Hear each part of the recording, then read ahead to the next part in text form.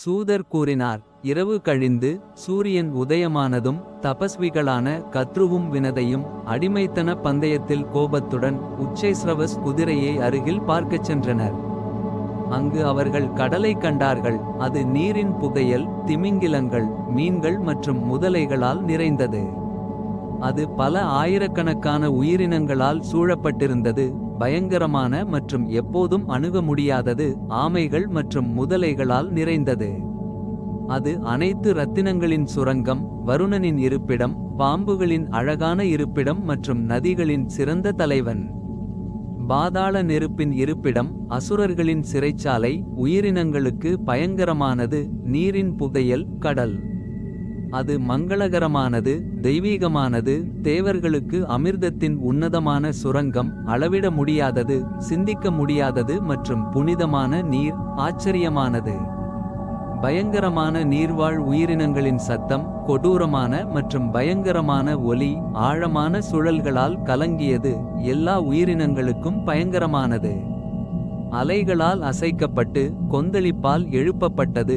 அலைகளின் கைகளால் அசைக்கப்பட்டு எல்லா இடங்களிலும் நடனமாடுவது போல் இருந்தது.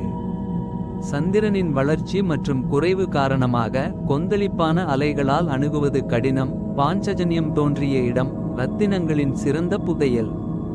பூமியை கண்டுபிடித்த கோவிந்தனால் அளவிட முடியாத சக்தியால் வராக அவதாரத்தில் நீரின் கொந்தளிப்பை ஏற்படுத்தியது. பிரம்மரிஷியான அத்ரியால் 100 வருடங்கள் தவம் செய்து ஆழம் காண முடியாத பாதாளம்.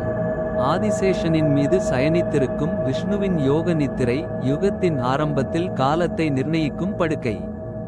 வடவாமுக நெருப்பால் பிரகாசமானது. நீரை அர்ப்பணிக்கும் மங்களகரமானது. ஆழமான, பரந்த மற்றும் அளவிட முடியாத நதிகளின் தலைவன். ஆயிரக்கணக்கான பெரிய நதிகளால் போட்டியுடன் அணுகப்பட்டது. அவர்கள் மகா சமுத்திரத்தை கண்டார்கள். ஆழமான, திமிங்கிலங்கள் மற்றும் முதலைகளால் நிறைந்தது. கர்ஜிக்கும் நீர்வாழ் உயிரினங்களின் பயங்கரமான ஒலிகளுடன். பரந்த வானத்தை ஒளிரச் செய்வது. ஆழமான, பெரிய மற்றும் எல்லையற்ற நீரின் புதையல். இவ்வாறு மீன்கள் மற்றும் முதலைகளின் அலைகளால் நிறைந்தது. ஆழமான, விரிந்த மற்றும் வானத்தை ஒளிரச் செய்வது.